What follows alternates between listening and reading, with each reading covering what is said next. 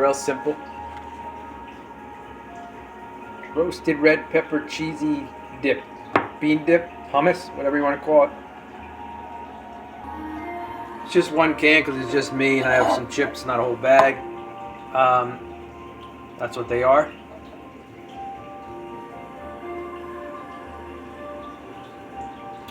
Not focusing, but they're organic beans. And I get them in a can because when you get them in that bag that beans come in, you can't recycle that bag. It's going to end up in the trash, a landfill, water, lake, ocean. The can is recyclable, so do your best to do that. It's got a little bit of black pepper, some roasted red bell peppers. Should be non-GMO. There they are. In a glass jar, recyclable.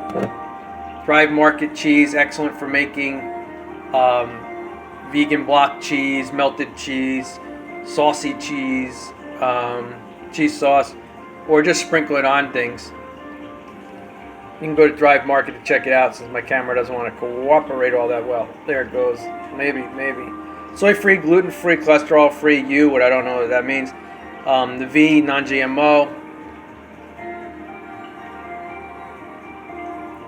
There you go. That's it. Just in the food processor real quick.